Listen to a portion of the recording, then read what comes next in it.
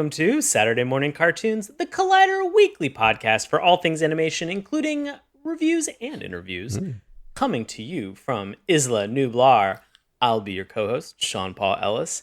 And joining me from a raptor pen, he hunts in a pack and he is a clever girl. My co-host, Dave Trombor. David, how you doing, buddy? Doing good, bud. You can call me Green, I think. Are you Green? Yeah, call me Green. My girl Blue over here, alpha of the pack. I run with Blue. You can call me Green though. Yeah. That's my given name. It's not just because there's a little bit of green. No, that's 100% why it is. It's 100%. Thank you for bringing that up because it's driving me insane. It's just my green raptor glow. It looks fitting for what we're going to talk about. Which is this. We're talking about Jurassic World, Camp Cretaceous. Now, what's that? Not Jurassic Park, Camp Cretaceous. What does it say up there? World. I can't even read it. It says Jurassic World. Okay, good. So we're on brand. Yeah, we're good. Rock and we're roll. Fine. Yeah. This is always going to be one of those enjoyable things for anybody who is listening to us on the regular audio podcast that we have done now for 6+ years. Yeah. You are probably wondering what we're pointing to. We are trying and attempting to do some video podcasts for this as well. We're having a good time with it. We're learning the ropes. Come join the party. It's fun. Come join the party. So we're having fun with it. Yeah. But we are, of course, as I mentioned, talking about Jurassic World, Camp Cretaceous. Dave, this franchise has been around for 27 years. Yeah. Yeah. I mean, 27 years. It's been around for quite some time. So, what is your history with Jurassic Park? I mean, from the beginning, man. I think even before, I want to say before the movie came out, but that could be wrong. Whenever Michael Crichton published the book, maybe 91. It was pretty soon before the movie came out. I think it was 90. It was 90. Okay, not too bad. I was pretty close. I genuinely can't remember if I read the book before I saw the movie or if the movie came out and I was obsessed with it as every other kid was back then, and then I read the book. But I was definitely all in from the beginning. How could you not be? Anybody who'd ever been to like a natural history museum and seen the scale of these things, or read the countless like dinosaur books for kids, or colored pictures of them, or watched Saturday morning cartoons with tons of dinosaurs. Dinosaurs are like, it's like a rite of passage for like every kid out there in one way or another. So yeah, man, I was all in. How about you? It's got to be the same for you. Well, it definitely is. I think anybody who has been listening to us or going and dipping back into our back catalog, and in some cases, we have actually gotten some feedback that people have had a challenge finding some of our older back catalog. Yeah.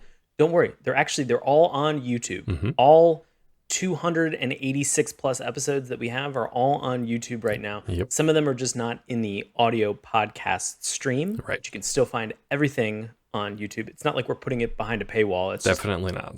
At some point, we had to offload it and put it somewhere. So they are available. So don't worry.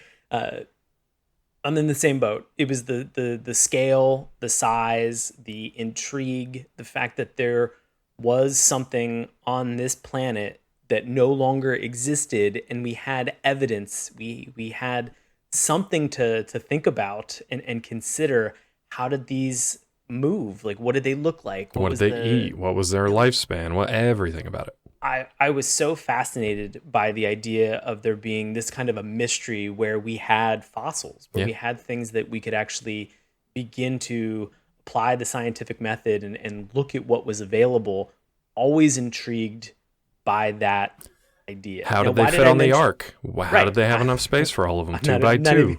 Not even going to unpack that Pandora's box of problems. Just going to shut it down. My asinine comment. Yeah. No.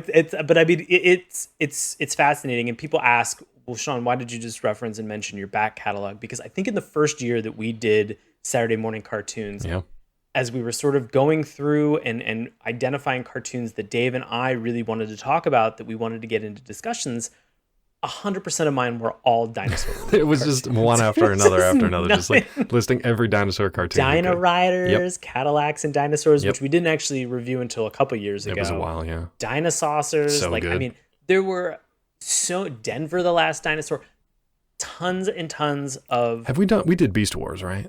We did Beast Wars. Yeah, right? So that's another dinosaur one, yeah. So, and that was not a part of our entire month that you made me watch Transformers cartoons. No, that it was wasn't. Completely independent and separate. So it was another breakdown that I had to have about Transformers over and over and over again. Transformers plus dinosaurs, though. So good. Right. Can't wait to see the new one. Yeah. Yeah. I'm We'll on the fence. Yeah. It's curious. So, Dinosaurs. Yeah. Big deal for the both of us. I came into Jurassic Park in the 90s.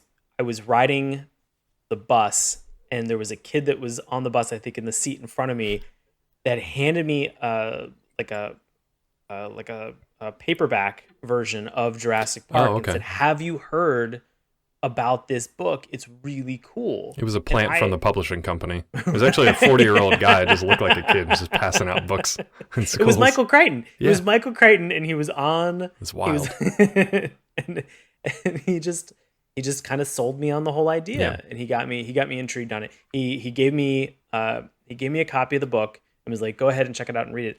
I read it must have been 10 years old at this point, 10 or 11. I read the book on the bus and at home nonstop for a week. It's a great book.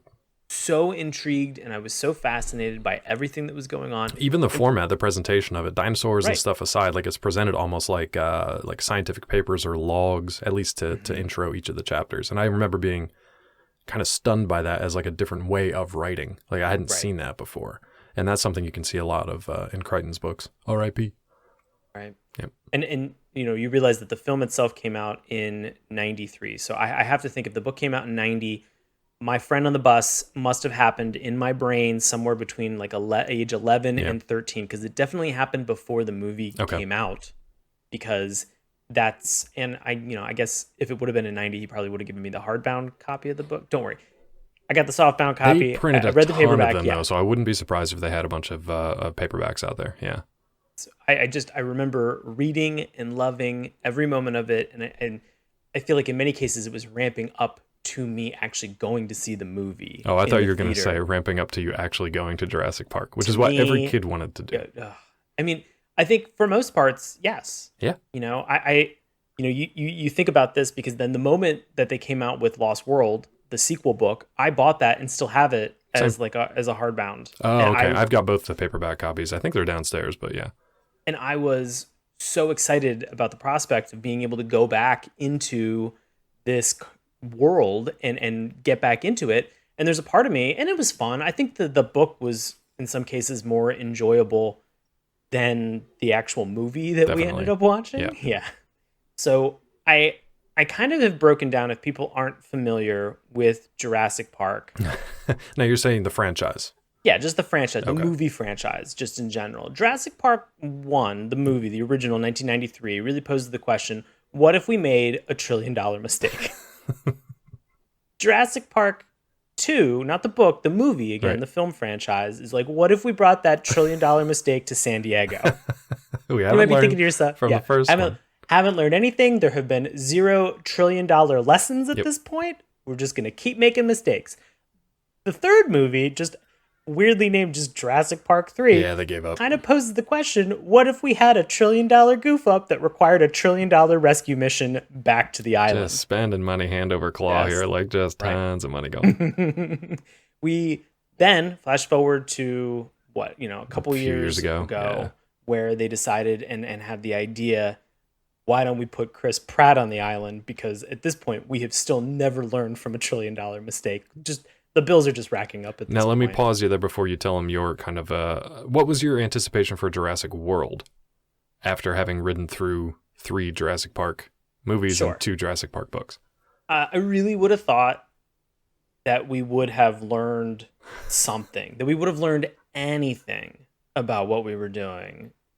You mean in universe kind of thing? Like you wish they would have learned lessons and tried to correct it? Or do you mean like IRL in our world, like maybe we should not have gone back to this again?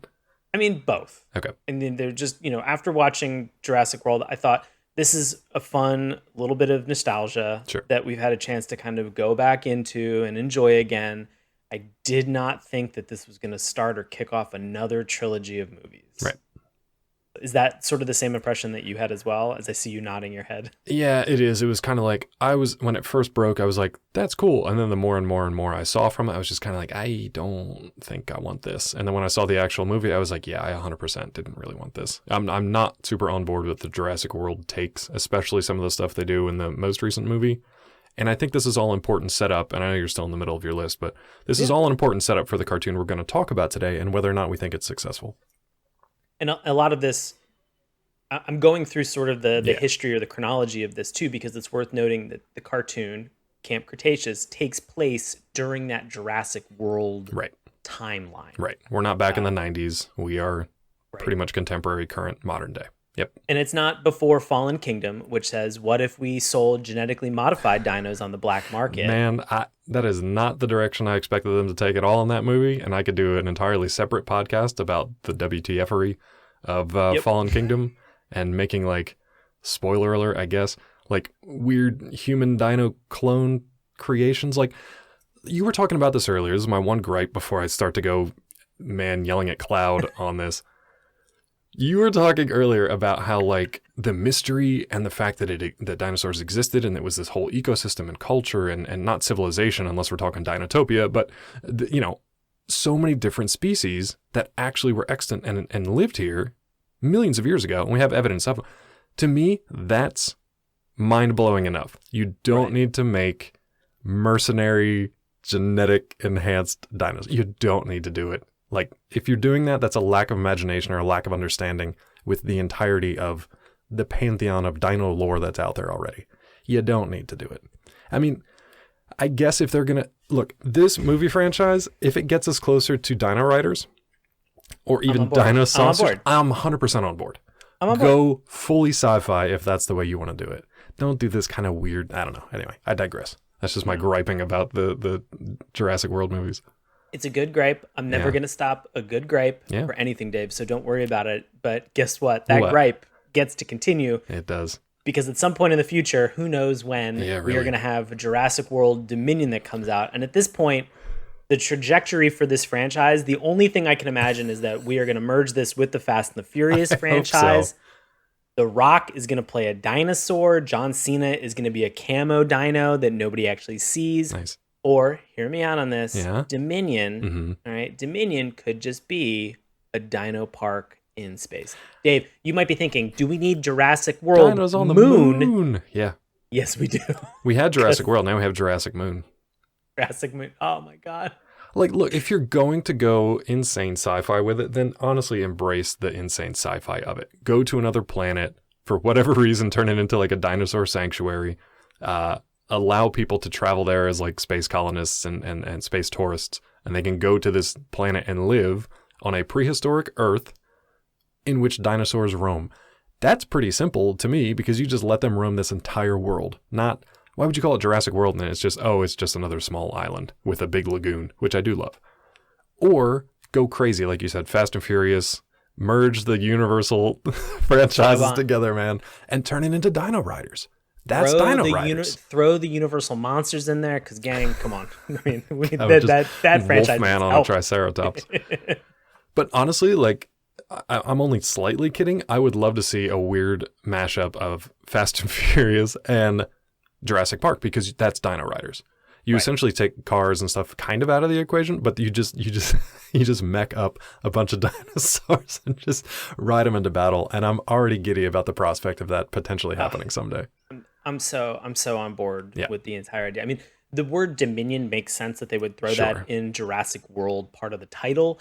But let's talk about, like, if you're looking for like a territory of like a new sovereign territory, why not just pick the moon and put all the damn dinosaurs on the moon? It's on another planet. We don't have to worry about them taking over dominion of Earth. Because guess what? At this point, I don't know what's beyond a trillion, but we're going to make that level of mistake. At this point, the only thing I can think that's beyond trillion is like a KT level. It's 100% like man-made extinction level event of another planet because we goofed it so bad. And because the raptors got onto a space shuttle and are bound for Earth, and we have to nuke them out of the sky. Look, man, we should write these movies. I don't know why they don't let us write these movies. If you're thinking, we're giving you raptors in space, guys. Let us know. Get raptors in space. Who doesn't want raptors in space? Yeah. Here's the great thing. I still have all of the original. I have all of the original action figures from Jurassic Park 1, including like the center, like the actual Yeah, the whole playset, park center, which is the kind whole, of, it's park behind center these thing. doors here, yeah. Right. You can actually I get a have pretty all of cool that. Lego gates from Okay. this that opens up and there's like a big T-Rex behind. It's pretty cool, yeah. That's pretty cool. Not sponsored by Lego. Man, I think those things are so cool. Let's get into actual Jurassic World Camp Cretaceous. It's in I a feel half like an hour. again, yeah. talked I about feel the like for cartoon at all. everything else that's about this, we could talk fondly about dinosaurs for a whole hour, but we have a cartoon, and we really do want to get into this, especially because it's now all 8 episodes are available on Netflix. Yeah. You can binge this whole thing, check it out. So, is it worth your time? Because Netflix has had some stinkers. Sure. Let's talk. But this is also, this. this is DreamWorks and Universal and some Amblin Entertainment thrown in there for the mix. So DreamWorks, pretty good. Great. They've done some great stuff. And they're like the only ones. Amblin. I mean, probably you did fine a while ago, and you still have some IP that you're holding on to. But no, we talked about this in the past. Like Disney used to in the 90s, they would take a popular movie and they would turn it into an animated series. If they had a movie in the 90s, there was an animated series made from it, if it did well. No one's really done that lately except DreamWorks and Universal. They've turned pretty much every property that they own, whether it's successful or not, into an animated series. You've got Spirit Riding Free, which I was not expecting. It's actually a pretty good series for a younger group of kids, but I was not expecting Spirit Stallion of the Cimarron from like 20 years ago to be made into an animated series, but they did. Same with Trolls, same with Kung Fu Panda, same with, She-Ra was obviously their own kind of thing. Voltron was their own thing. But DreamWorks has done a really good job of making younger skewing animated series, and this is the next example of that. So to give us a little bit of context and help us understand more about this, we're going to turn this over to best friend of the show and longtime listener, Bobby Anthem, to give us a little bit of the synopsis for this. So Bobby, take it away. After waiting his whole life to see dinosaurs, Lucky Darius wins a chance to join 5 other campers for a once-in-a-lifetime adventure.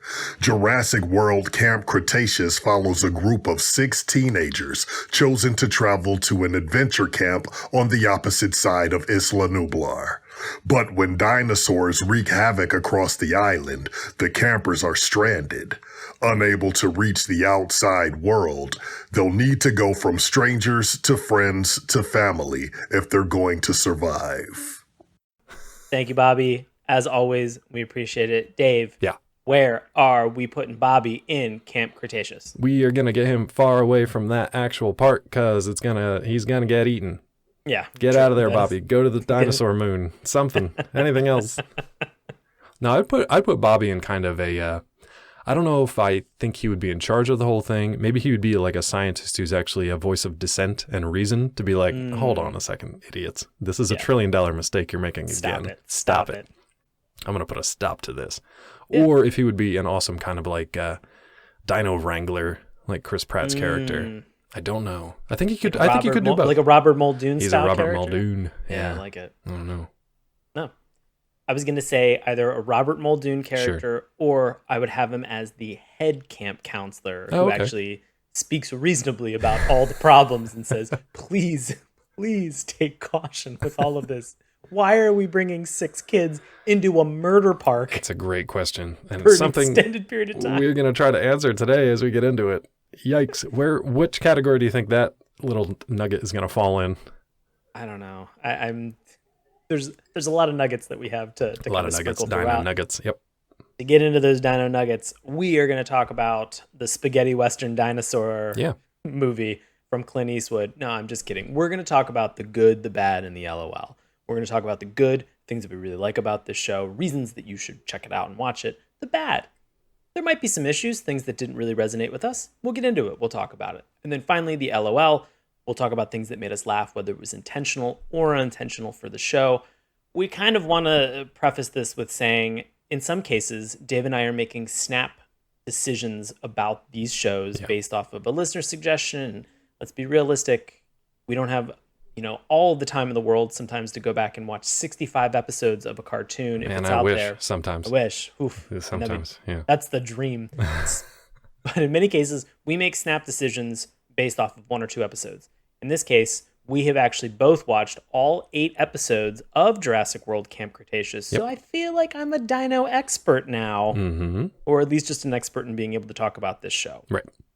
So we've had a chance to watch everything. So this is going to be not a particular episode dissection. This is going to be more of a holistic, all of season 1 review in terms of how we feel about it. And we're not going to get too heavy into spoilers. It did come out just yesterday as you guys are hearing this. So we're going to, save this, bookmark it. We haven't actually talked about the cartoon at all yet, so you're still safe. But if you want to check the cartoon out before you jump in for our review, then feel free to pause it, bookmark it, come back later, because we're going to avoid the major spoilers, but we may happen upon one or two here or there. So just a warning.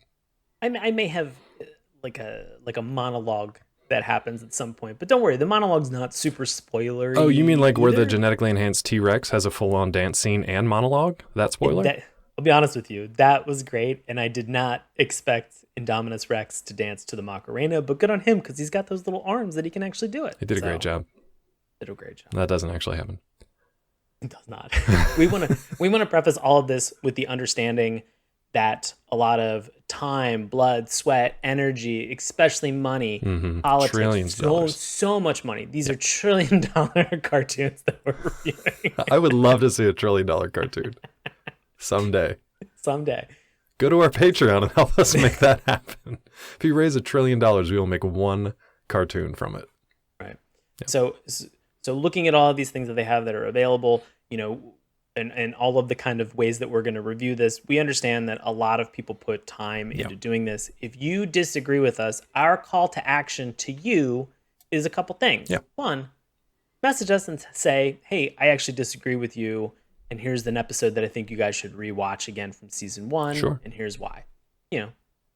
Note taken, we will go back and we will actually rewatch that episode and then probably message you back and have a conversation about it. We're cool with that. Yeah. Also, message us and say, this is my favorite dinosaur. Oh, that'd be great. We'd love to hear exactly what your favorite dinosaur is. That's super fun. What's yours to put you on the spot? What's mine? Yeah. I really like Stegosaurus. Man, I was going to say the same thing, because that's like a classic kid's dinosaur that you go to. Right. But mine changes pretty much every time I ask the question. Really? What is yours right now? Stegosaurus. Is it? Okay. Cool. Yeah, right now. All right. But it can also be Triceratops, which got changed by scientists, kind of like the whole Pluto situation. But also, you love the big ones. You love the meat eaters. If anybody says Indominus Rex, then I'm sorry, but you're out. I don't want to hear it. You're out. Not in this dino club. Not in this club. Out of our treehouse. Well, I'll say, along about the Dino Treehouse, we've mentioned a lot of dinosaur cartoons. Our final call to action is if there is a dinosaur cartoon that we have not had a chance to watch or that you would like us to watch, you can always go in, you can call in, go to the link tree that's in the link for all of our social media bios. You can actually recommend a cartoon. You can call in and recommend a cartoon, much like what we did last week with Defenders of the Earth. We'll feature your voice in the actual show. Yep. We'd love to kind of get your impression of why you loved that cartoon so much. Trust me, we have watched a lot of dinosaur cartoons, but by no means have we watched a complete list of dinosaur cartoons. So if there's something that we've missed, we want to go back and we want to take a look at it. Land Before Time. If you want to tell us your favorite Land Before Time movie, because there are like 18 of them, and I still threaten one day to do an entire marathon, beginning to end, watching all of them on stream. That's like Littlefoot. Oh God, if that, I would suffocate, I think, in here. If that is available as an Amazon watch party, I will make that happen. Oh boy. And I will hate every minute of it. Just as a heads up. Yeah, but yeah, let us know. We'd love to hear answers to all the above. Right. So for today, we are going to get into Jurassic World, Camp Cretaceous. Let's talk a little bit about the good to begin with. Dave, coming into Camp Cretaceous, what hit you first and foremost? What did you enjoy? How are you feeling about it right now? Absolutely. Yeah, I liked the idea, even before I saw the show itself, I liked the idea of setting an animated kids series in this franchise. I didn't necessarily like the last two movies, but I was like, you know what? I kind of like this idea. It's something that I would have liked to have seen as a kid. And that's the mindset that I try to approach these new series with. Now, something like, which was recently announced, a Resident Evil live action series, I think, coming to Netflix as well, where they focus on the Wesker kids. And as soon as I read that, I was just like, I don't want anything to do with this. It may be good. Resident Evil babies. Yeah, exactly. It's just like, I don't really need or want that. I never really wanted that in my life. But the idea of sending a bunch of kids into Jurassic Park, which is fully ridiculous to begin with, it's also something I would have loved as a kid. If they did this exact same thing in like the Disney model back in 93 or 94, and I was a kid watching this, I absolutely would have loved it. And I kind of like the approach that they took in this particular series, building it around not just one kid, but a group of kids who are all very different and complement each other and challenge each other in different ways. I will say when we get to the bad section why I'm kind of tempering my praise a little bit, but once the show kind of gets going, it gets better and better. And I'll kind of leave it at that for now. But what about you? What was your kind of anticipation coming into this thing? And how was your realization once you actually got into a few episodes? I mean, I was very intrigued. Yeah. One, I obviously love dinosaurs. Yeah. I have a history with Jurassic Park in the franchise. The last 2 movies have been okay. I've not loving them, but Sure. at the same time enjoying them for what they are. Sure. Cash grabs. And so they've added some cool stuff too. I'll give them that. Sure. Yeah. So, kind of talking and thinking about it, moving it to an animated setting, I think that there's a lot that you can do in that space. And we've sort of seen that over the years. There have been a lot of Jurassic Park video games. Yes. Some better than others. Some better than others. I still have the SNES version. Oh boy. Which is hard. It's a tough game. It's really hard. It's incredible to watch speedruns of that game because it's just kind of like, if you made it through the first level, you were doing great. I just remember that it would change from like a top-down third-party perspective to like you'd go into a building and it'd be like an FPS. Yep. And there'd be raptors that every once in a while would pop up, and if you didn't have bullets, you're in trouble. You're dead. Like you're dead. It was a hard. It wasn't a Turok Turok situation. Yeah, no. No. Oh man, Turok. That's going to be our $1 trillion cartoon adaptation. Oh gosh. All right, I'm on board. Let's go. So, I was intrigued at the idea of being able to kind of do some interesting things in the universe where it's difficult, or it might have been challenging, or there may have been limitations with being able to do it in a live action. So cartoon version, I'm always excited about. I'm interested to kind of see some of this. You mentioned just about sort of the characters themselves, and I was really glad to see a couple things. We have interesting characters, and we have a good diversity in terms of the characters that are there. This is really fun, and these characters over 8 episodes are revealed to have some interesting motivations for each character. And backstories and kind of complications and really interesting stuff. Now, I will say it's slightly on the bad spectrum. It's like sometimes these characters come across as derivative or sort of like designed by committee because they're like, wow, tropey, because it's like we need to like, I hate to say it, but it's sort of like we need to check these boxes to make sure that these particular traits or kids or whatever are included. And that's just kind of part of the casting and creation process. I don't want to say it felt forced, but it does feel kind of obvious. But on the good side of things, you actually do learn to kind of really enjoy and empathize with and care for these characters as you go. So it wasn't as artificial. It was just kind of up front, it's a little off-putting. When you say that it feels like it's by committee and that it feels like in some cases they're just checking a box to make sure that they hit a particular demographic, it's worth noting at one point they actually just do an introduction of characters, not even by names, but just by what trope they fill for the show. Popular girl, sporty girl. It is like girl from the Midwest. Nerdy kid. Nerdy kid, a rich kid. Like it is a little challenging to sort of see them walk through that. Sure.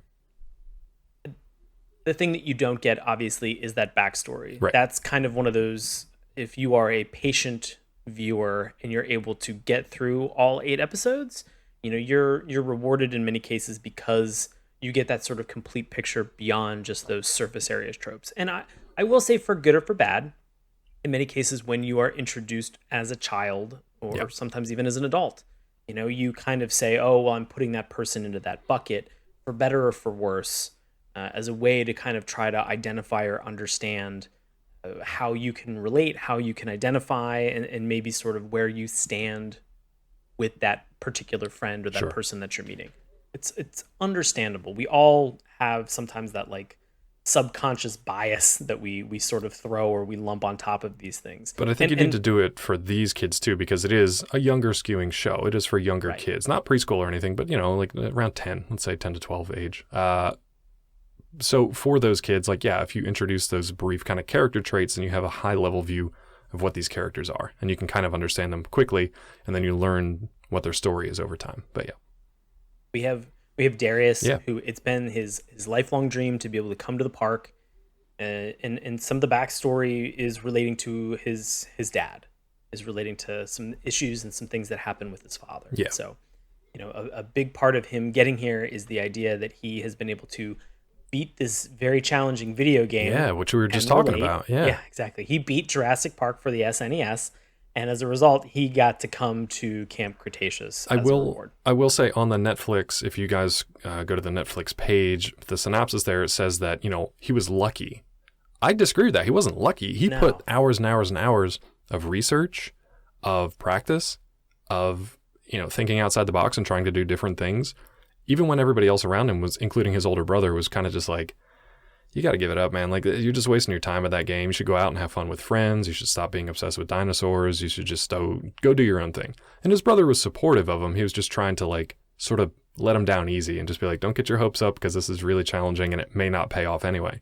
But I disagree with the description of being lucky. He worked his butt off to get this, and he was actually rewarded with an opportunity that he's been waiting for his whole life, pretty much. We have Darius. He's really kind of the main great. focus of the show. Great character. And now, for me, did you associate more with Darius than anybody else? I probably identified with Darius as well as also Ben. Okay, that kind of makes sense, I guess. But for me, it was all Darius. Like, I was basically like, okay, I'm Darius. It was like, you're a little socially awkward, but you're super obsessed about this one thing and you think you know everything about it. And you just want to share that with everybody. But you're also kind of outclassed from some of these other characters, right? We've got like super popular kids. We've got super wealthy kids. And pretty much seemed like everybody else just kind of bought their way in through one way or another. Kind of a Willy Wonka situation here. So very much Darius is like the Charlie Bucket. And I definitely identified more with him. So Darius is a great character. Yeah. Yeah, Darius is a great character. Yeah. I identified with him for those exact reasons. I think I identified with Ben just because in some cases he's a little bit of a germaphobe. Yeah, sure. Understood. Feels a little bit of this time now. Also, maybe he shouldn't be at a dinosaur camp. Yeah. Maybe none of these kids should be at a dinosaur camp. Right. None of these kids, but just preface this whole thing. Yes. No children should be. No adult or either. Nobody should be on this camp in any way, shape, or form. So Yep. we have Ben. He's a little reserved. He's kind of coming out of his shell. He's always got hand sanitizer with him. I 100% empathize Yes. and can relate to that. We have Yaz, who is a world-class athlete. I love Yaz. You just don't get too much of her from this first season. Yeah. You get a little bit here and there, and I really want to know more about Yaz, but don't get too attached because you won't find out too much. Yeah, she's learning how to trust. Yeah. She has been very kind of focused on being a world-class athlete. Yep. Don't know if that's an Olympian. Who knows? She's got sponsors. Yep. Sponsor center here. Sammy is another character. I think she's kind of, it seemed like she is a kid who grew up on a farm. Yeah, she's like the folksy, grounded, humble kind of, but what's the word? Capable. Very capable. Very capable. Yeah. She has a really interesting kind of family dynamic and backstory that kind of comes out over the course of the show. We have Kenji, who's a VIP camper. He's a glamper, man. Right. But I think in many cases, he has a lot to relate with Darius about. They both have, there are both some hangups with their fathers in terms of kind of what's going on. And I think Kenji is kind of understanding some of that over time. And then finally, we have Brooklyn. Brooklyn feels like it's a character that is of this exact year, this 2020 moment of she is somebody who is popular because she is like a streamer. She's like a Instagram live, TikTok, YouTube personality. And she's here because in many cases, as a content creator, she's just trying to create more content. For the park. That's essentially it. It's kind of like, I love that they included this character. This is something that would have made 0 sense back in 1993. But they're basically like, none of the kids have phones. They can't contact the outside world, which is also like insane, except Brooklyn. Brooklyn's the only one who gets a phone because she's literally there to be like a spokesperson and use her channel, her platform to talk up this park. It was I mean, that's a pretty heady like example of a character to add in a kid's show, but it also makes complete sense with this modern kind of culture that we have. And I think kids will understand that immediately. Whereas it probably took us like a couple seconds to be like, wait a minute, what? But yeah. So those are the main 6 campers kids, that we get a chance to interact with. You have some supporting characters as well as also kind of some special guest characters that happen. You have 2 counselors that are kind of present or not really present for a majority of this, named Dave and Roxy. Yeah. They're fun. They add sort of, in some cases, Dave is more kind of comic relief every once in a while. And thankfully, Roxy actually knows what she's doing. She's like the only responsible adult probably on the whole island. And we got to do a shout out for the cast too. So Jamila Jamil and Glenn Powell as the 2 counselors. They bring a lot of like levity, but also some maturity at times. And also just sort of a sense that somebody is at least looking out for these kids, even if they're the only 2 people on the island who may be doing that. Right. Yeah. Mentioned a little bit about special guest character. Yeah, you actually do see Dr. Henry Wu, who is played by B.D. Wong.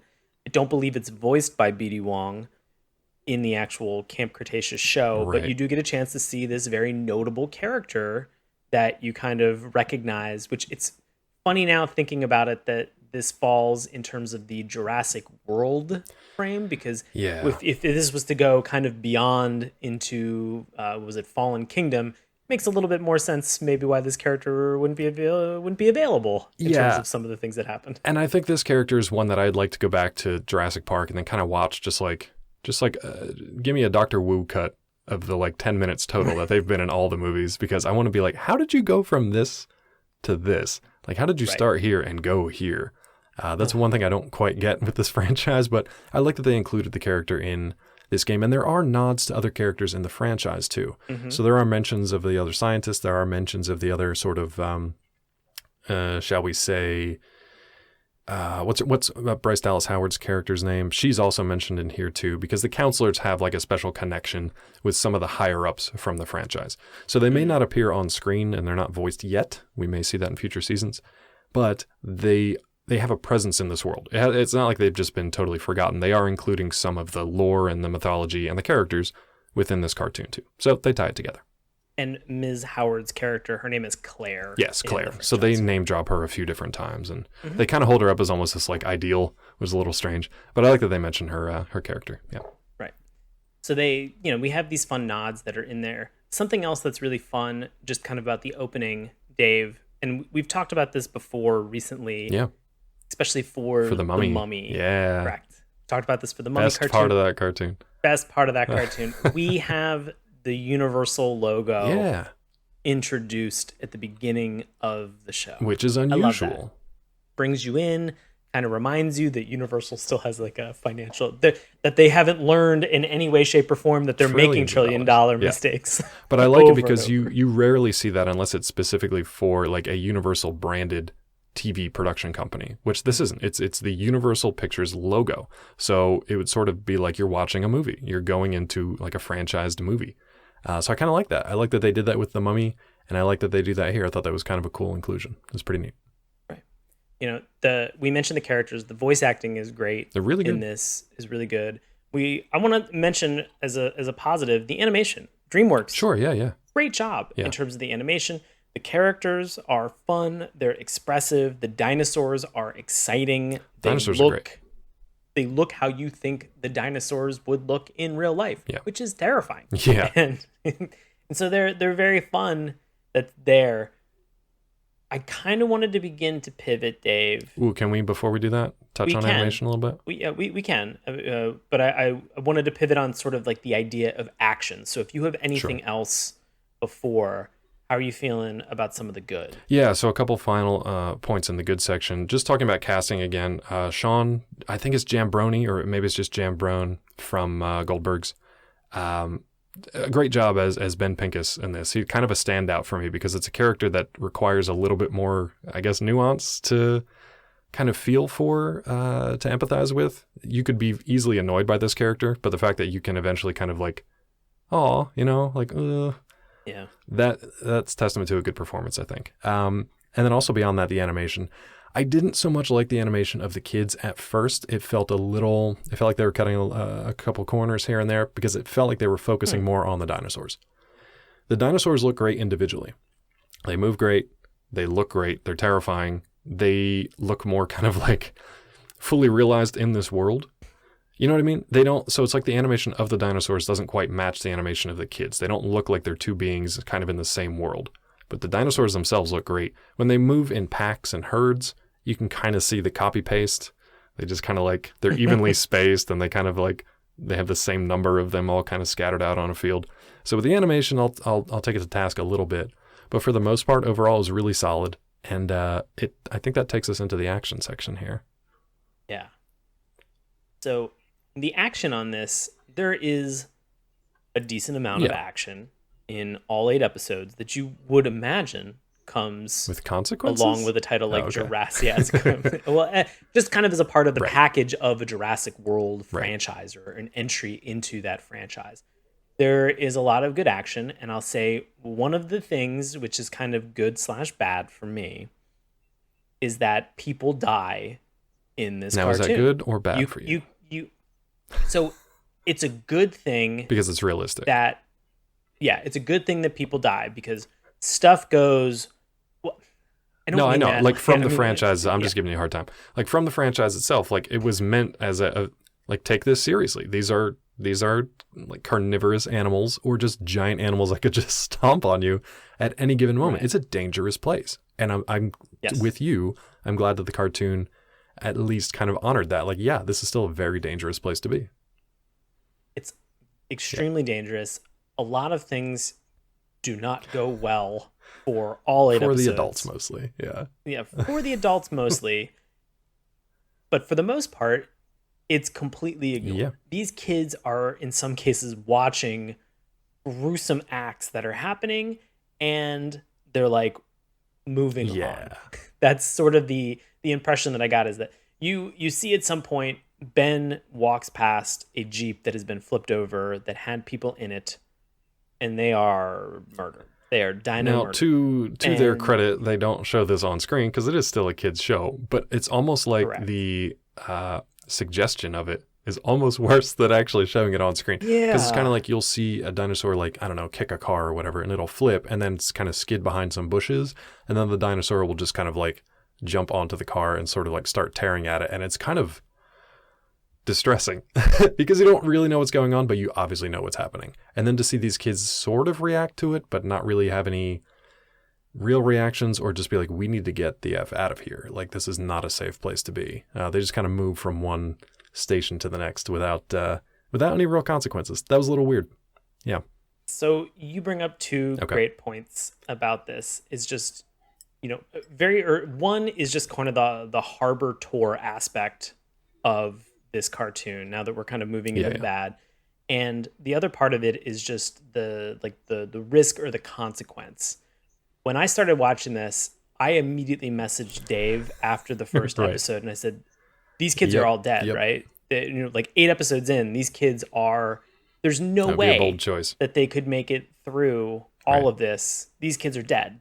They were almost dead in the first episode in terms of what's happening. I'm like, there's no way that they can make 7 more let episodes alone of this more seasons without these without these kids just being dead. This is crazy. So that like, we talk about the risk and the consequence of a lot of the things that are there. So understood. I get it. They're very challenging things, and these kids are put in fun yet challenging situations that they need to overcome.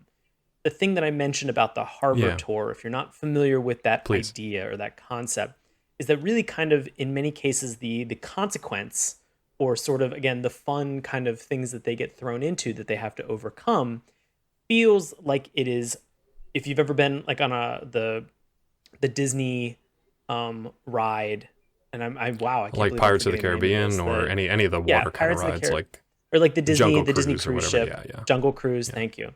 So if you're on the Jungle Cruise with The Rock, and you're coming to theaters maybe in 2021, maybe, who knows? So you're on that path where you're just kind of going down, and you're observing all of these things, and they're happening around you, but there's little to no consequence about what's happening. You're just kind of seeing some of the greatest hits along the way. That's what some of this cartoon felt like.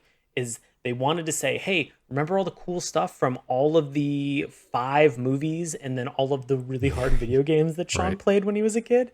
Well, don't worry. We're going to show them to you, and we're going to recap over and over again. And so it's very hard because this show's called Camp Cretaceous. There's little to no, and I went to camp as a kid. I went to like a sleepaway camp.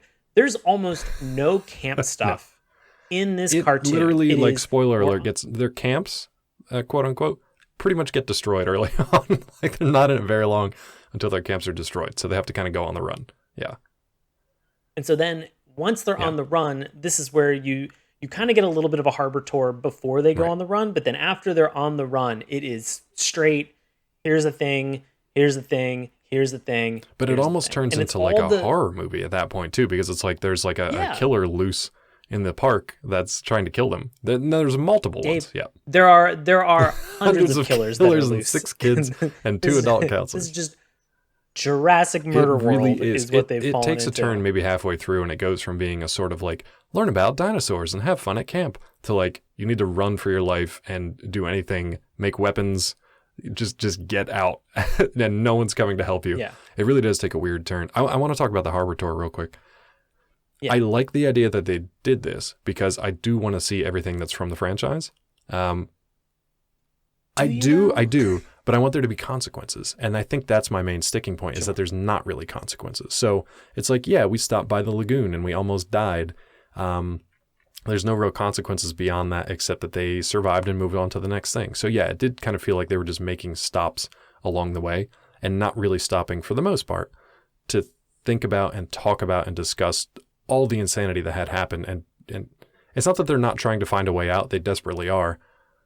But it doesn't feel quite earnest, with the exception of one episode, which I think I actually should have talked about in the last section, but I'll save that for a little bit. I also just want to say, rides like Jungle Cruise and Pirates of the Caribbean scare the crap out of me. I hate water rides, even if they're meant for babies. I hate water rides like that. Because being in a boat where I'm trapped on a moving track and I don't know how deep the water is, even if I get out of the boat and it's like up to my knees at most, and I don't know what's in there, even if I've ridden that ride like 50 times, it terrifies me. There's a local ride here called Monster Mansion that my girlfriend absolutely loves, and I'm pretty sure it's the devil's work. Like it's possessed by the spirits of the dead. And if you'll come on down to Six Flags Atlanta, head on to Monster Mansion and tell me that it's not possessed by evil forces. I dare you. Wow. Well, if you were to step out on Pirates of the Caribbean, it's just Johnny Depp, and he's just using it as like a lazy. Like river. I said, terrified. He's just kind of hanging out. He's just hanging out. Like I said, terrifying all day long. It's terrifying. Absolutely. But no, those things scare me. The lagoon sequence in this actually would have scared the crap out of me because knowing that thing is down there waiting for them, no thank you. Oof. The pterodons, everything else I can deal with. That, no thank you. Right. And the harbor tour that we have, over these 8 episodes there's some raptors. You get an Indominus Rex. You get a Carnotaurus. You have a Mosasaurus, which is the large aquatic dinosaur that's in that lagoon. You have pteranodons. Then you have early stages. You have gyrospheres. You have those things are fun. But again, it's the greatest hits of everything that you've seen in other movies. There's nothing that's really expanded, or there's nothing that is new. With the exception of the kind of tree houses, I guess, but not even really that much, man. Yeah, I mean, I guess but they get destroyed immediately, and also it's a bad it's a bad $1 trillion decision to make in the first place. So they go through and kind of show you all the things that you know and love, so that again that you can look on them and say, oh, I remember that, or that's cool, or I'm kind of nostalgic for that. Stuff, the member berries, yep. But again, for you, Dave, I think you bring up a great point, is that there's little to no consequences. None. It's just once they clear a level, they're on to the next thing and trying to craft to make weapons, to fight whatever thing they're going to run into. I will say, though, just to preface that, or not preface since I'm saying it at the end, but there is the best episode, I think, of the series or of the season so far is episode 7, which is the penultimate one for this, for a season. And it's called Last Day of Camp, which is a lie. But it's great because it's unusual for cartoons to do this. You take all the characters, you put them in one place, almost like a bottle episode of a live action sitcom. You put them in one place, and they actually have to have meaningful conversations with each other. This is where you hear about all the backstories. You hear about all the kind of like emotional hardships and conflicts that they've had, and they hash stuff out over why they do or don't get along. They patch up past disagreements and go over like trust issues and why they have them or why they were complicated. There's a lot of really good stuff in that episode. And there's also some like pretty high emotional stakes that happen too. So that episode, I think if you get to that point, I mean, you're almost done with the season at that point, but if you get there and you're still on board with the show, then I think it's worth your watch. If you get to that point and you're just kind of like, I don't want to deal with any of this, then it's just not for you. But to me, that was a standout episode. Yeah. So I'm going to go one episode further, and I'm going to talk, and this is not spoilery, but just so you know, I'm going to read a little snippet that is the final monologue for the final episode, because I want to call BS on this whole thing. All right. And this is delivered from Darius as sort of a voiceover as they're kind of panning out for all the situations, and it's the culmination of all the consequences and all the things that have kind of happened or not happened at this point. And Darius just says, "We thought it'd be fun." Gonna pause. Yeah, sure. Everybody thinks that these things are gonna be fun. Yeah. We thought it'd be safe. Are you kidding me? Nobody I guess thinks they thought that if they were inviting kids out to this park that they were going to be like taken care of. Like you go to an amusement park and it's like, yeah, you expect to be like thrilled and chilled and scared, but you expect to be safe. Not so much with the Dino Zoo. But again, this is Jurassic World, which means that we've had 1, 2, and 3 in terms of the movie franchise to build off of. And those have all been trillion-dollar mistakes where people have died a lot. Yeah. So we thought we'd be safe. I'm going to call BS on this. We didn't realize the horror waiting for us on the island. You brought back genetically engineered murder machines. You know, fair. He goes on to then say the claws, the teeth, the screaming, so much screaming. Yeah, of course. People died. Island should just be, this island should just be called Scream it's Island. Murder Island. You know? Despite all the hardships, we'll never give up. We'll keep fighting. That's the promise we make every day that we get. We will survive. We will get home no matter what happens. No matter what this place throws at us next, none of us are in this alone. And I think that that's good. Sure. I think it's a good sentiment to go out for season 1, because as you mentioned, this kind of the last day at camp episode, just kind of uniting them in certain cases and kind of bringing them together to kind of help them understand. But at the same time, I hate to say this, these are kids that are on a murder island where they have been dropped into a situation where this is above what most of them can handle. And they've done a good job so far, but let's be very clear, a majority of this has been I also want to take issue with Darius's last statement here. Now, he doesn't know this, and I'm not going to get too spoilery here, but he says none of us are in this alone.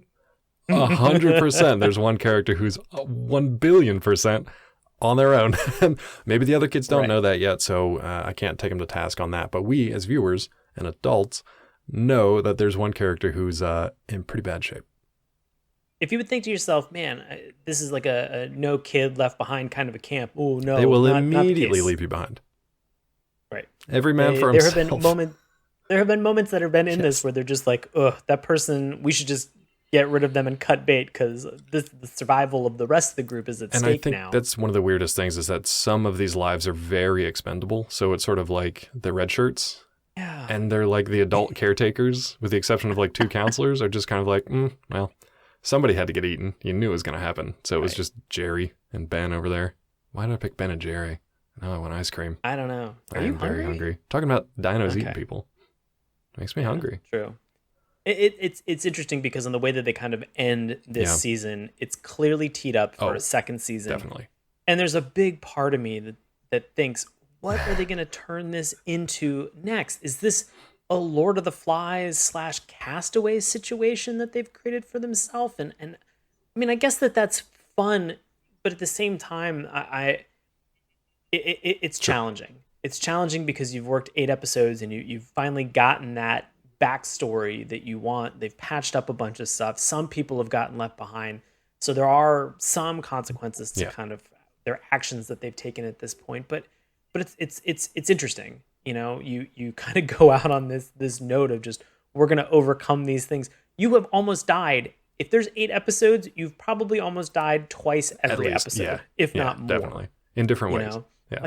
That's 16 possibilities that you should not be on this planet. The thing. In this it's cartoon. not only just the dinosaurs that are going after them. There are like treacherous hazards of the environment that they're in, because this environment was not meant for humans to kind of like thrive in. You've got murder machines that are going to either step on you or just outright eat you.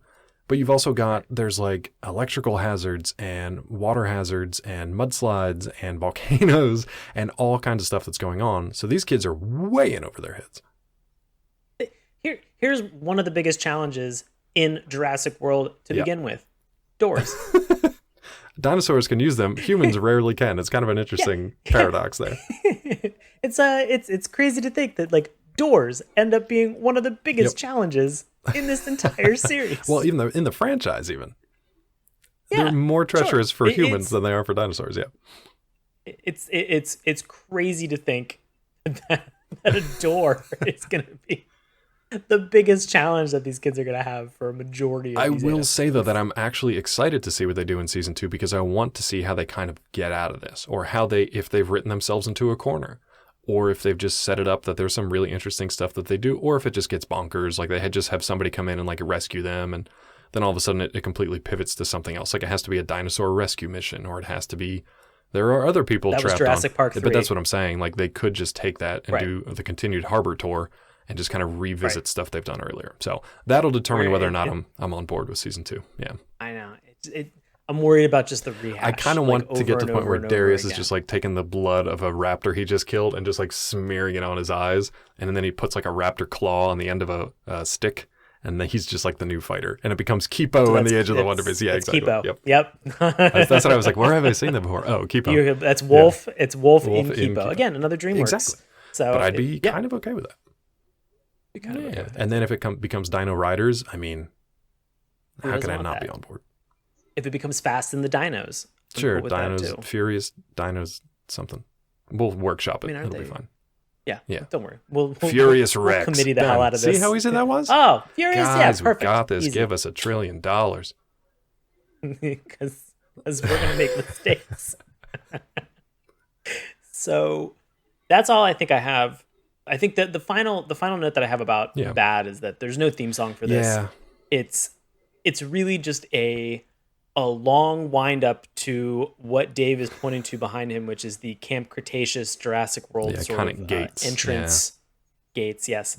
And it just kind of comes through it, and then a dinosaur busts out, and it kind of just roars for a minute, and that's it. It feels like a 30-minute build up to nothing. It's pretty long, yeah. And yeah, it was. I could have. If there had been a skip button, I would have hit skip. You guys will be able to, and you're not missing anything if you skip intro on this one. We were not able to. But you guys we're not able to. I liked it first because it was sort of like we got the Universal logo, and then we get the gates, and it's like, oh, cool. And then the gates open. I thought it was going to lead into like, check out Camp Cretaceous, and here's like the layout, and here's the treehouse, and here's our own little blueprint. No, it's just a T-Rex in your face just roaring at you. So the first time I was like, okay, cool. It's kind of King Kong-y. I like that throwback. It's obviously Jurassic Park-y. But as an intro theme, that's fine. Hit skip intro. You'll be fine on that. We're going to change the theme of this podcast to just... Podcast to just skip intro. And whether you should skip an intro or not, it's just going to be a 30-second podcast and yes or no questions. It's not a bad qualification to be able to throw in here. So I want to turn over to LOLs. Any other bads that you have? I don't think so. Again, maybe a nod to the pacing of it, because when you're introduced, I feel like a lot of people, especially older audiences like us, you may just want to check out after that first episode or two, because you're just like, all right, I see the tropes. I see what they're doing. It's not super interesting yet. It feels a little forced. But I'll say that Darius's relationship with his family gets a lot better. Each of the individual kids' relationships with each other and their backstories are really compelling and actually really well thought out. So stick with it if you're just kind of liking it in general. But I'll save the rest for recommendation. So pacing issues aside, yeah. Okay. All right. So for LOLs, it all came down to pretty Ben. Much just Ben. All of them are Ben. Good job, Sean. All of them are related to Ben. His belly bag, his little hip sack that he has with him, just has his little fanny pack has everything in it. I love him pulling out Yeah. snacks, which that's very, I hate to say it, that's very me. My wife carries like a Nutri-Grain bar or something on her when we go out. I get hangry every now and then. There's a very Snickers moment where she's just like, "You're not acting like yourself. Here's something. Go sit down And have a calorie." And it helps. I appreciate it. So, seeing Ben kind of go through some of that, especially with like the Purell and his hand His sanitizer endless supplies and of juice everything. boxes. I love it. And that actually was a funny moment as well, is that they're in that episode 7, they are toasting and they're using carrot juice. And I don't know if anybody has, I've been a big Are you a juicer? vegetable juice person. Are you a V8 guy? Not that we're sponsored. I'm I not can a never V8 do person. V8 and I can't do tomato it's just- juice. It is just, I can't do it. Which is hard because I love tomatoes, but there's something about the V8 and the acidity there that kind of is a little bit of a turnoff for me every once in a while. I will try it. I'll drink it, but I'm not going to be I don't happy seek about out. it. I'm not Yeah, a big exactly. fan of it. Yeah. But they have carrot juice that they're drinking out of juice boxes, and everybody's making a face except for Ben, who's loving it. Again, a very enjoyable moment. I've recently juiced carrots. They're delicious. very good. They're Very very sweet. good. Yeah. They're very good. They're very sweet. So, if you mix it with, with anything else, I've mixed some recently with beets. I've mixed some with Vodka? ginger. Actually, no. Put a little bit of lemon in there. It's a flavor enhancer for everything. It's like salt of the vegetables, fruit and vegetable world. It brings Look up for the Saturday morning cartoons, juice handbook. I wouldn't mind making like themed juice drinks for each episode that we watch. Look for on episode 300. We'll come out with 300 recipes, one for each cartoon that we came up with. The first one's going to be awful because it's Turbo Teen, and it's just going to be it's put motor 10 oil, W40 motor WD-40. oil in it and just drink it straight if you're a champion. I think my final LOL for all of this was the zipline scene that we had at one point, and it's probably only because within the last 2 years is the first time I went ziplining. Nice. And so there definitely is that moment where when you are kind of like halfway out, where you kind of have that like, oh no, what am I doing moment, and then thankfully gravity and momentum kind of takes you forward. It's that first step, man. That's just kind of like, even if you watch people go ahead of you, it's that first step still that's just kind of like, ooh. And then after that, you are not in control of anything, so it doesn't matter. But yeah. That whole sequence that they put together was fun. I enjoyed all of that. So that made me laugh, especially the resolution of that, which I won't spoil, but it's very early on. I think it's like episode 3. Yeah. So you'll get into it pretty No, there's quickly. a lot of funny stuff throughout, but there wasn't a whole lot of like LOL. Like there weren't a lot of standout jokes or moments, but it is pretty solid humor throughout because the kids, they have different characteristics. They complement each other well. So when a character annoys everybody else for whatever reason, or if they do something that's just kind of like, oh, that's so Kenji, like some of that stuff is kind of funny. But the dark humor, I think, which I don't think I was supposed to laugh at. So like when a red shirt caretaker or counselor just gets like eaten off screen, I laugh because it's completely insane that this is happening and no one is commenting on it. Or if they are, they're just moving on to the next scene. That's pretty grisly, but that's kind of what I like, so it made me laugh. Yeah. Okay. Little exploration into Dave at that moment. I think you guys know that by now. Yeah. Fair. There's still nothing funnier than when the lawyer gets eaten in Jurassic Park when he was on the toilet. Exactly. Yep. It's very fitting. So we're now at the end. Anything else that you want to talk about, Dave, before we get into our I don't think so. I'm good to jump into Rex if you are. How do they work, though? Yeah. So our Rex work, we can recommend a cartoon and we can tell you exactly why we think it's a good investment of your time. We can also not recommend a cartoon. If we don't recommend a cartoon, we'll give you an explanation, and we'll probably also make a recommendation of something else that you should watch to kind of get into. If we don't recommend a cartoon and we really don't like that tune, we can go one step further and we can give it the dip. Yes, the dip from Who Framed Roger Rabbit. We can dunk that cartoon, give it the old yep, and then it erases it from the annals of cartoon history in terms of how we talk about it on this show. You might be asking yourself, have you dipped cartoons? Go back within at least the last month. This year has been brutal for the dip. I think it's because we're getting into a lot of like crappy bottom of the barrel cartoons. We're just dipping everything left and right. Yeah. Or just Netflix is getting real sloppy in terms of what they're releasing. Too. So happens. But for Jurassic World, Camp Cretaceous, Dave, how are you feeling? Where do you land on I'll come straight out with a recommendation because I think that this show if you have a kind of background and a love for anything and all things Jurassic Park, this is a great kind of addition to that franchise. It's definitely kid-focused, so it's younger skewing, but it keeps a lot of those things, for better or worse, from the franchise itself that you kind of know and love. So yeah, there may be a little bit of a harbor tour to it, but you also get to see all the things that you kind of hoped and expected to see. I'm hoping that future seasons will, like Sean mentioned, add some new mythology and bring something a little bit new to it, but honestly, it's these characters that I think are worth watching this series for. If you can stick with them, it takes a little while for them to get going, to really kind of get to know the characters and to get to know each other, but the payoff is really, really good. I'm really excited to see what they do with season 2. We'll see how that is, when and if it comes out.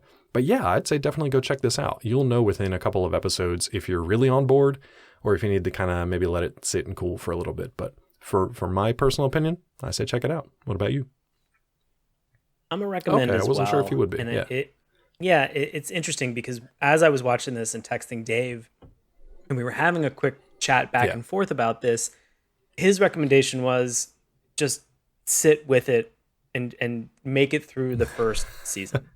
Thing that I like, this season is only 8 episodes. It's like less than 4 hours. So it's not like you're right. So you're not making a huge investment in terms of time for a cartoon, and you're getting a relatively complete story for season 1 with some cliffhangers.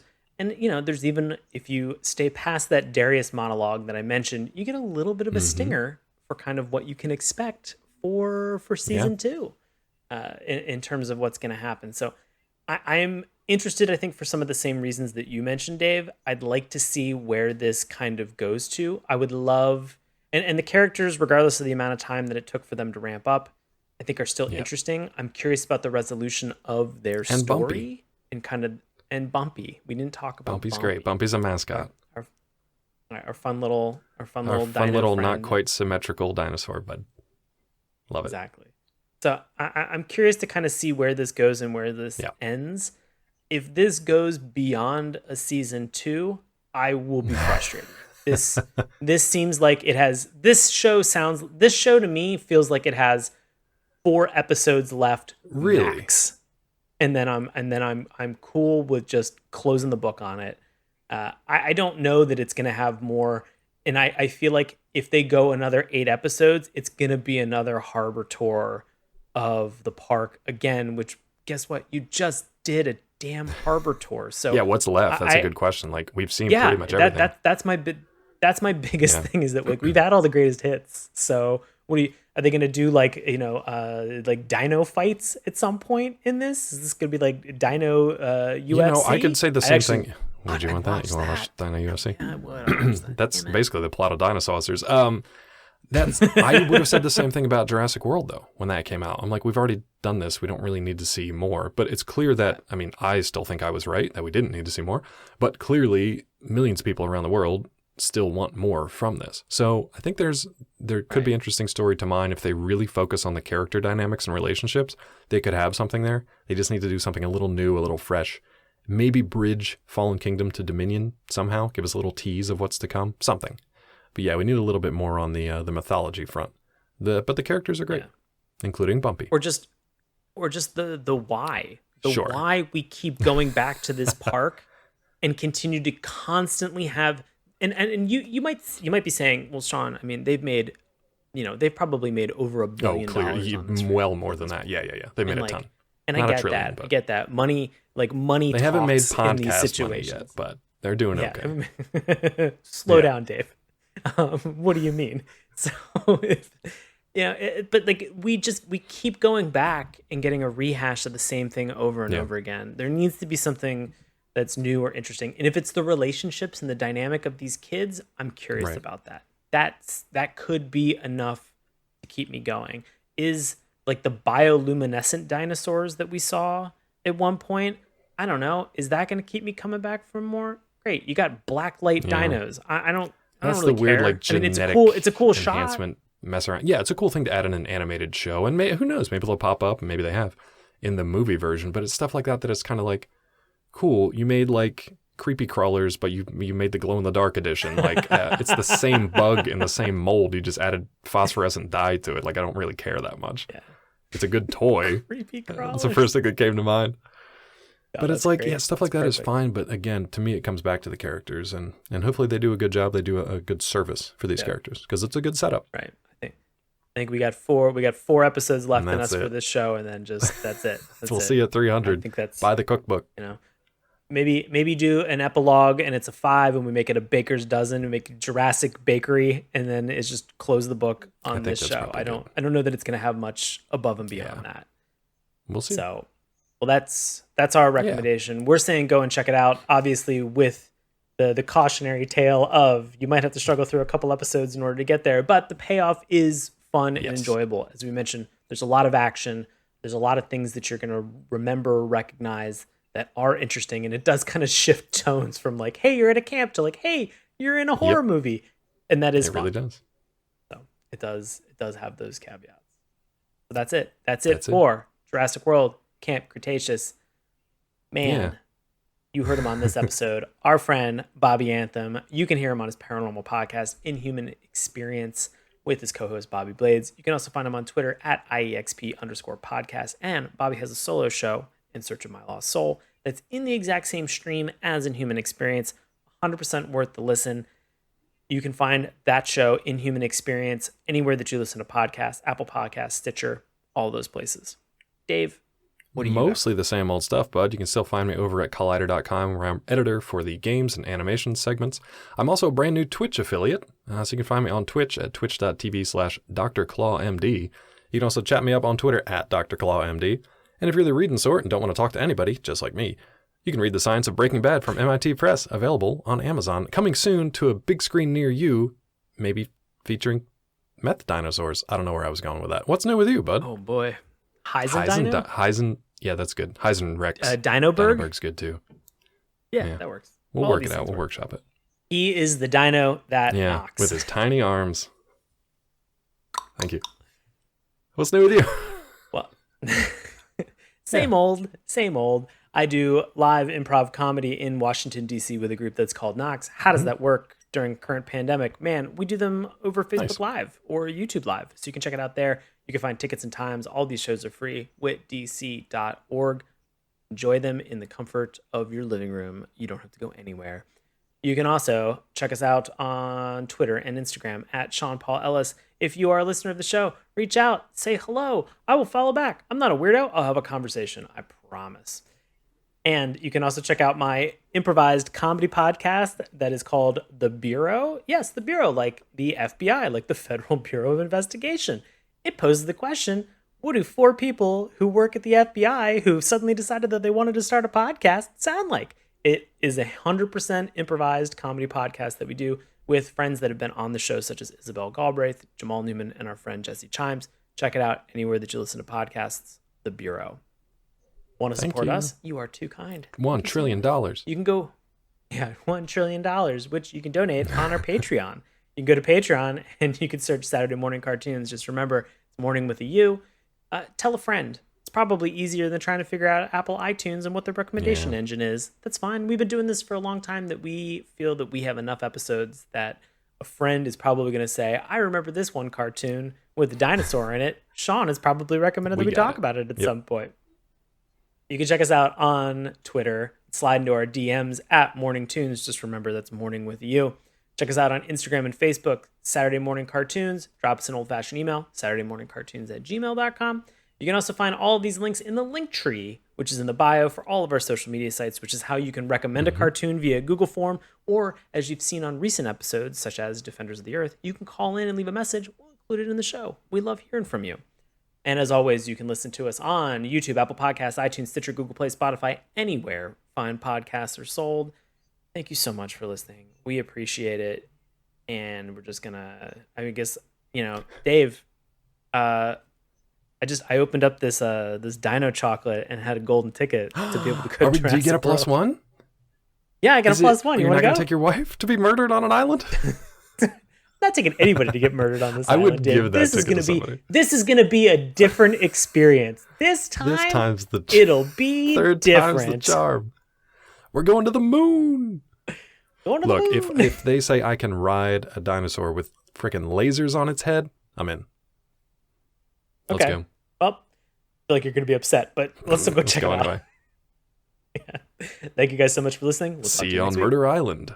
Hey, everybody. Thanks a lot for listening to Saturday Morning Cartoons. Now, if you'll excuse me, I have to transform and roll out.